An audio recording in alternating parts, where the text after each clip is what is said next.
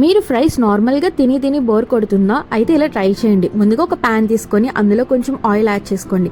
Once heat అయిన తర్వాత అందులో శనగపప్పు, మినపప్పు, జీలకర్ర యాడ్ చేసి ఫ్రై చేయండి. వన్స్ ఫ్రై అయిన తర్వాత ఒక మిక్సీ జార్లోకి ట్రాన్స్ఫర్ చేసుకోండి. అండ్ సేమ్ ప్యాన్లోనే కొంచెం ధనియాలు, ఎండుమిర్చి యాడ్ చేసుకొని అవి కూడా ఫ్రై అయిన తర్వాత మిక్సీ జార్లోకి ట్రాన్స్ఫర్ చేసుకోవాలి. అండ్ లాస్ట్లో వెల్లుల్లి యాడ్ చేసుకొని చల్లారడానికి పక్కన పెట్టేసేయండి. కొంచెం చల్లారిన తర్వాత పౌడర్ పెట్టుకొని పక్కన పెట్టుకోండి. నేను ఇక్కడ క్యారెట్ పొటాటో ఫ్రై చేస్తున్నాను. సో అవి చిన్న చిన్న ముక్కల కింద కట్ చేసుకొని పక్కన పెట్టుకున్నా. సో ఇప్పుడు ఒక ప్యాన్ పెట్టుకొని అందులో కొంచెం ఆయిల్ యాడ్ చేసుకున్నాను. అంటే సేమ్ ప్యాన్లోనే కొంచెం ఆయిల్ యాడ్ చేసుకున్నా.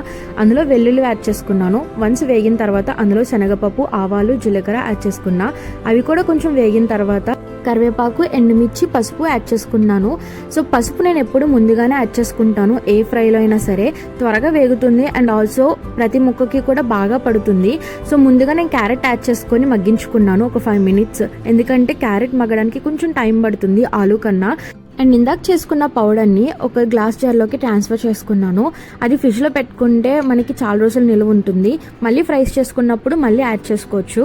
వన్స్ క్యారెట్ కొంచెం కుక్ అయిన తర్వాత అందులో ఆలు అలాగే కొంచెం తగినంత సాల్ట్ కూడా యాడ్ చేసుకొని బాగా ఫ్రై చేసుకున్నాను. వన్స్ ఫ్రై అయిపోయిన తర్వాత లాస్ట్లో ఆల్రెడీ మనం పక్కన పెట్టుకున్న పౌడర్ని కూడా అందులో తగినంత యాడ్ చేసుకున్నాను. కొంతమందికి ఎక్కువ ఇష్టం, ఎక్కువ కావాలంటే ఎక్కువ కూడా యాడ్ చేసుకోవచ్చు. బాగా మిక్స్ చేసుకొని సర్వ్ చేసుకోవడమే, అంతే. ఏ ఫ్రైలో అయినా చాలా బాగుంటుంది, ట్రై చేయండి.